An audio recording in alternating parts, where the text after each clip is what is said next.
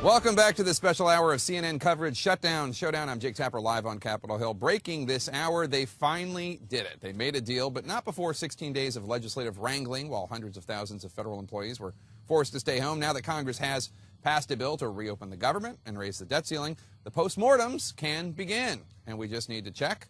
This was all about the president's health care law, right? Right?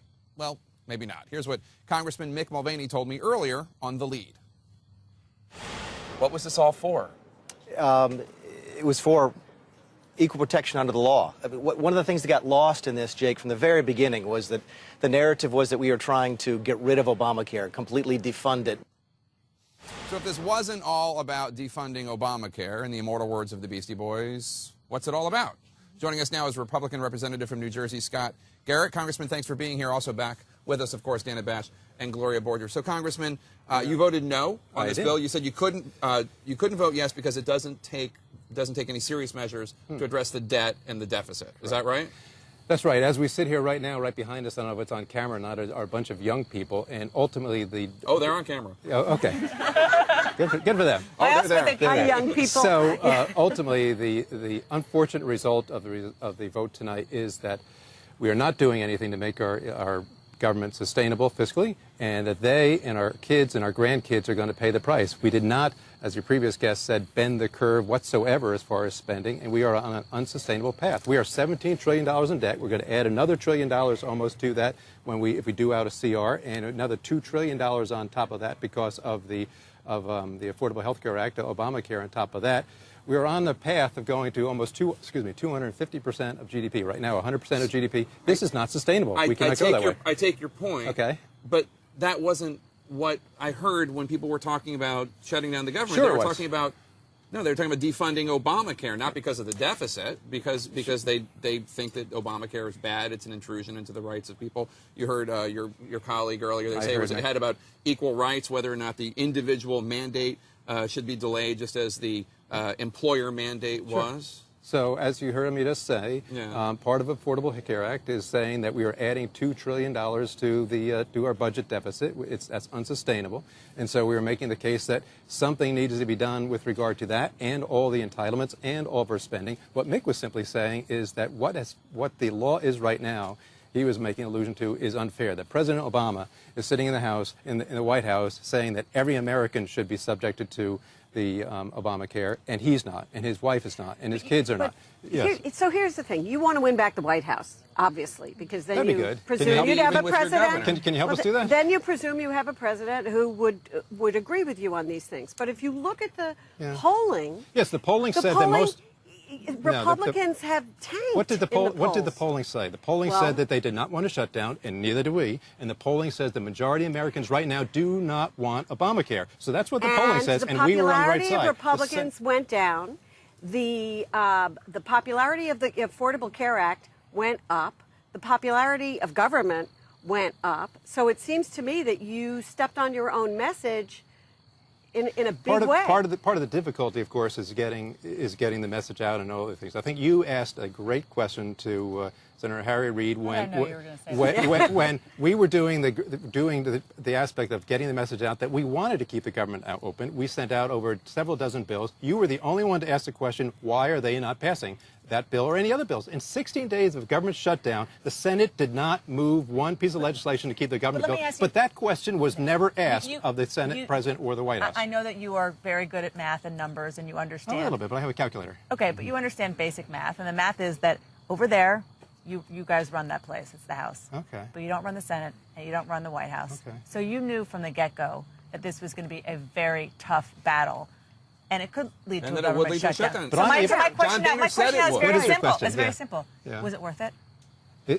Well, the end result was not where we wanted to get to, but as good as I am in math, I'm even as good in knowing what the American people want, according to the poll, and also what our Constitution says. And we were elected by our constituents that we're to say that the House of Representatives, where spending bills originate, contrary to what the President was saying during these 16 days, this is where it begins, and we have a voice, too.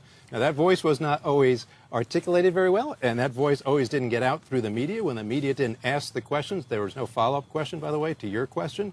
No question ever to the Senate as to, if you really care about the veterans, why didn't you move their bill? If you really care about the parks, why didn't you move the bills? If you really care about all these other spendings, why didn't you move any of the bills? And I bet you didn't ask that question. You didn't ask that question. No one asked that question. Let me ask you another question. Well, it would be really neat. Wait. It'd be really neat. Instead of the press always asking us, why are the Republicans shutting it down, which I've heard 1,000 times, I never heard that question. Can you explain to me why that question wasn't asked? No, wait. Let me ask that question. Do you know why the press never asked the Senate President why the other bills weren't moved?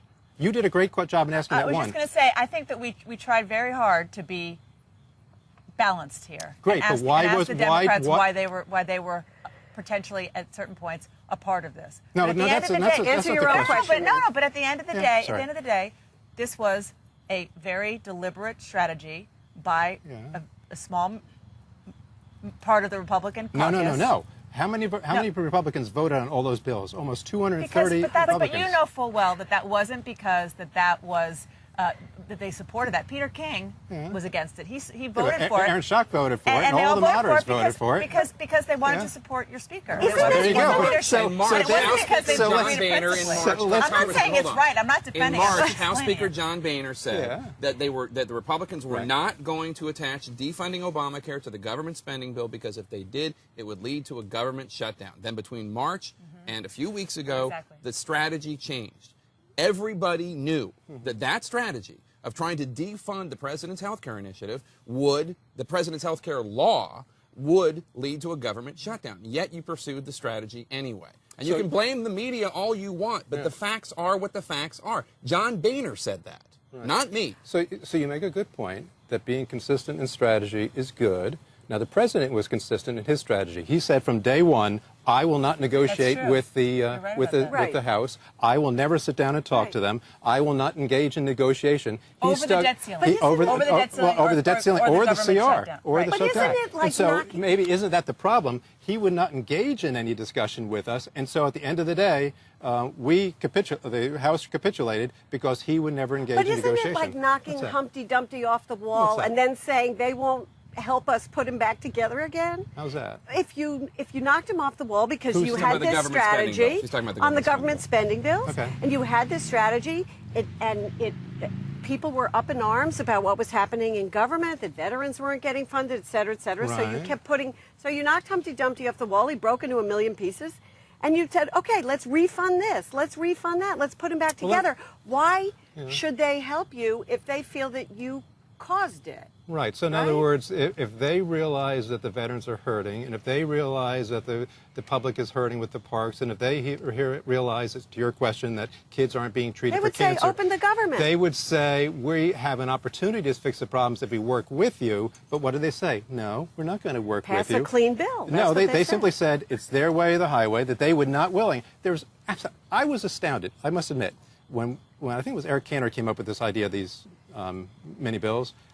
I was really shocked that we would put up a veterans bill to fund the veterans and the Democrats wouldn't support them. I said, how can any member of Congress, Republican or Democrat, go back to their district and say, I voted against funding, helping the Democrats, helping the veterans? But they did. For purely partisan ideological reasons, they would not vote for a bill to do that. And once again, I'll go back to it. I know you don't want to hear it. And the press never once asked them why not. I think you could go back. You can see I asked Chris Van Hollen why they didn't support it on our show about a week ago. But I appreciate that, and I appreciate your being here, Congressman Garrett, from the Garden State of New Jersey. Have fun back in the Garden State.